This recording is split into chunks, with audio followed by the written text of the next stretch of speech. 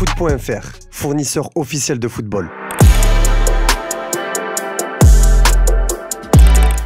Salut tout le monde et bienvenue dans cette dernière édition de la semaine du JT Foot Mercato. On commence avec la grosse surprise de la nuit. Le PSG est tombé, battu 1-0 par Botafogo pour son deuxième match de la Coupe du Monde des clubs. Les Parisiens ont subi leur première défaite depuis le sacre en finale de la Ligue des Champions contre l'Inter Milan. Un coup dur pour un club qui semblait intouchable. Mais le coach Luis Enrique n'a pas sombré dans la dramaturgie. Comme à son habitude, il a préféré garder son calme et livrer une analyse posée. Si je suis surpris par cette défaite, non. Nous savions que ce serait un match difficile, très serré. Botafogo a très bien défendu. On a eu l'opportunité de marquer, mais on ne l'a pas fait et le match est devenu plus difficile. On connaît les difficultés de cette compétition.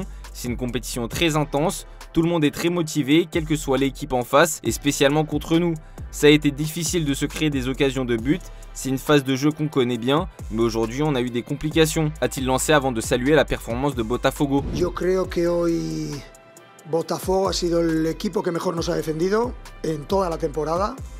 Creo que han sido muy eficientes, muy solidarios y luego han estado siempre con posibilidad de hacer transiciones. Nos han hecho gol en una gran acción de Jesús y ha sido una inyección de moral para ellos y repito, creo que han defendido muy bien. Nosotros, por contra, no hemos generado las ocasiones de gol que normalmente solemos crear. Estamos muy acostumbrados a trabajar contra bloques bajos, pero siempre es difícil atacar un equipo que defiende bajo. En este caso, creo que Botafogo lo ha hecho muy bien y les felicito.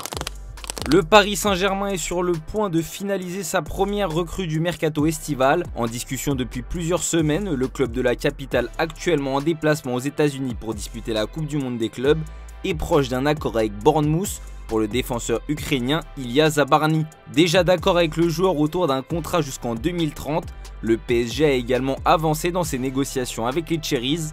D'après nos dernières informations, les deux clubs sont proches de s'entendre sur un montant estimé à environ 60 millions d'euros. Ce transfert s'inscrit dans la nouvelle stratégie sportive du club parisien, axée sur l'avenir et la montée en puissance de jeunes talents prometteurs. Il reste encore quelques détails à régler, mais une issue positive semble imminente. Reste à voir comment Luis Enrique intégrera Zabarny dans son système de jeu. Une chose est certaine, le dossier devrait se conclure dans les prochains jours. Affaire à suivre. Côté brésilien, c'est tout le contraire, l'euphorie. Botafogo, club détenu par John Textor, a réussi à un véritable exploit. Et l'homme d'affaires américain a salué la performance de ses joueurs avec émotion. Le PSG est la meilleure équipe au monde et ils ont probablement été la meilleure équipe ce soir. Mais nous avons joué avec cœur et peut-être que nous voulions plus ce soir. C'est un privilège pour nous de jouer contre eux dans ce format, de montrer que les équipes brésiliennes peuvent jouer au football. On a joué comme une équipe anglaise aujourd'hui, on était une équipe européenne ce soir, je suis fier d'eux. Justement, en parlant de John Textor, retour en France où l'Olympique Lyonnais vit une période plus que délicate. Le mardi 24 juin 2025 sera une date déterminante pour l'avenir de l'Olympique Lyonnais. Pour le moment rétrogradé administrativement en Ligue 2 sous réserve de son passage devant la DNCG, le club rhodanien devra démontrer aux gendarmes du football français qu'il pourra répondre aux exigences financières de ce dernier. Un moment important pour le club rhodanien car même si cette décision est révoquée, une interdiction de recrutement et un encadrement de la masse salariale peuvent également intervenir. Textor, actuellement aux États-Unis pour suivre Botafogo, a tenu à rassurer les supporters lyonnais. Oui, je suis confiant pour l'OL. Au niveau financier, on a fait des investissements intéressants de ces dernières semaines. On est très à l'aise à ce niveau-là maintenant. Le message aux supporters de Lyon: ayez confiance en nous, ayez confiance en notre projet. Les supporters lyonnais attendront sûrement la décision de la DNCG avant de retrouver leur optimisme.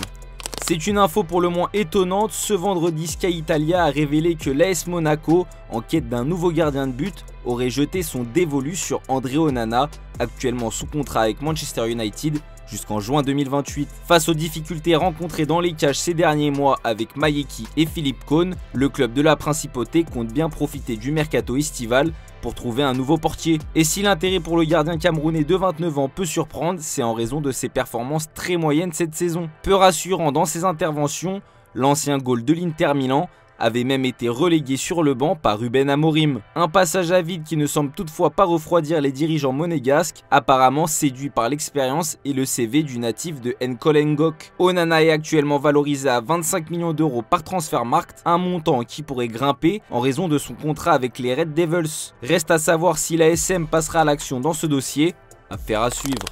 Direction l'étranger. Après plusieurs saisons assez calmes sur le marché des transferts, le Real Madrid a décidé de casser sa tirelire pour cet été 2025. 2 recrues ont déjà rejoint les rangs madrilènes, Dean Huijsen et Trent Alexander-Arnold, pour qui la Casablanca a dépensé respectivement 62,5 et 10 millions d'euros, tandis que Franco Mastuantuono débarquera dans quelques semaines pour 45 millions. Mais au moins un autre élément devrait faire son arrivée au Bernabéu, en la personne d'Alvaro Carreras, qui devrait lui aussi coûter un petit pactole. Et pour faire face à ces dépenses colossales, le club espagnol pourra bien évidemment compter sur les revenus liés à la Coupe du Monde des clubs, mais aussi ses socios. Mundo Deportivo révèle que les 96 512 supporters madrilènes rapporteront 14 millions d'euros. De quoi remplir un peu le compte en banque, qui risque de perdre encore un peu d'épaisseur dans un futur proche. Un patient pas comme les autres, hier Kylian Mbappé a été hospitalisé aux États-Unis où le Real Madrid participe actuellement à la Coupe du Monde des clubs de la FIFA. Une décision prise par le staff médical de la Casablanca qui ne voulait prendre aucun risque avec son joueur. Mais son état inquiétait le club madrilène qu'il avait placé à l'isolement. La presse ibérique a également expliqué que le Français ne se sentait pas très bien et qu'il avait dû changer son alimentation. Hier, dans un communiqué, le Real Madrid est revenu sur son état de santé. Notre joueur Kylian Mbappé présente une gastro-entérite aiguë et a été hospitalisé pour effectuer différents tests et il lui a appliqué le traitement correspondant. Plus tard, les merengues ont annoncé que le capitaine de l'équipe de France avait quitté l'hôpital. Notre joueur Kylian Mbappé est sorti de l'hôpital cet après-midi et est revenu au camp d'entraînement du Real Madrid. Mbappé continuera de recevoir un traitement médical spécifique et reprendra progressivement une activité au sein de l'équipe. Mais les Madrilènes n'ont pas donné de détails concernant son retour à la compétition. Ce vendredi, El Chiringuito a fait un point sur le sujet. Sur place, le journaliste Edu Aguirre, qui est très bien informé sur la Casablanca, a indiqué que l'attaquant tricolore continue de récupérer à l'hôtel et qu'il est pratiquement sûr qu'il manquera le match face à Pachuca, ce qui semble plutôt logique au vu de son état de santé. Mais ce n'est pas tout, il a également ajouté qu'il faudrait au moins 10 jours au joueur pour être rétabli à 100%, ce qui pourrait aussi compromettre sa participation au match face au RB Salzbourg le 27 juin prochain. Xabi Alonso tranchera en fonction de l'état du joueur, mais il ne prendra aucun risque. Cette première édition de la Coupe du Monde des clubs grand format se dispute sans Cristiano Ronaldo. À l'inverse, Lionel Messi est bien de la partie. L'Argentin a d'ailleurs ouvert son compteur ce jeudi lors de la victoire de l'Inter Miami contre le FC Porto 2-1, marquant le second but de son équipe d'un sublime coup franc. Rival éternel de CR7, même de l'autre côté de l'Atlantique, la Pulga a eu l'occasion de s'exprimer sur CR7 à l'issue de la victoire contre les Dragons. Interrogé à propos de sa relation avec le Portugais, Léo Messi s'est montré sobre, expliquant que leur rivalité n'a jamais franchi les limites du rectangle vert. La compétition entre nous se déroulait sur le terrain et chacun de nous s'efforçait de donner le meilleur de lui-même pour son équipe à chaque instant et à chaque endroit où il se trouvait. Mais bien sûr, tout cela reste comme toujours sur le terrain. Ensuite, nous redevenons deux personnes normales. Nous ne sommes pas amis bien sûr car nous ne passons pas de temps ensemble, mais ce que nous partageons se fait toujours dans un cadre de grand respect. J'ai une immense admiration pour ce qu'il a accompli dans sa carrière et pour ce qu'il continue à faire car il joue encore au plus haut niveau. Il n'y a rien d'étrange à cela, c'est normal et c'est ainsi que les choses devraient toujours être. Deux des plus grands joueurs de l'histoire qui nous auront offert une rivalité à la hauteur de leur performance.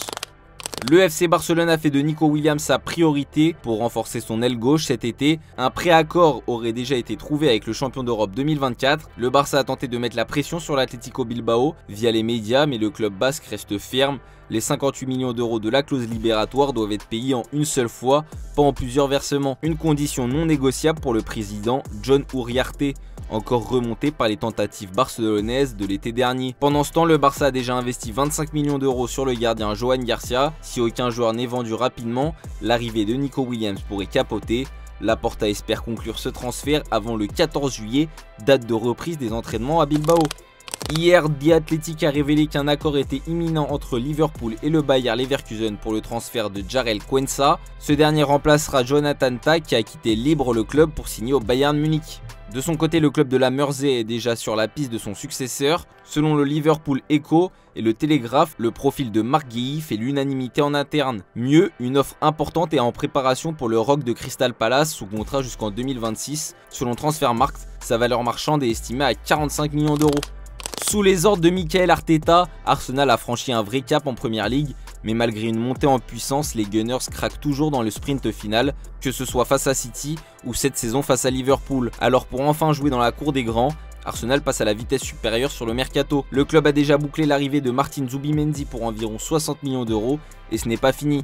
Benjamin Sesko est tout proche de rejoindre Londres contre un chèque de 80 millions d'euros. Mais Mikel Arteta veut encore plus. Sa priorité offensive, Mohamed Kudus. Le Ghanéen de West Ham est très apprécié, mais sa clause libératoire s'élève à 90 millions d'euros. Un montant qui freine, mais qui ne refroidit pas Arsenal. Les négociations vont débuter, même si la concurrence s'annonce rude avec Chelsea et Newcastle qui sont sur le coup. En cas d'échec, une autre piste est déjà prête. Noni Madueke, l'ailier de Chelsea, peut utiliser cette saison pour être tenté de changer d'air, à condition là encore de sortir le chéquier.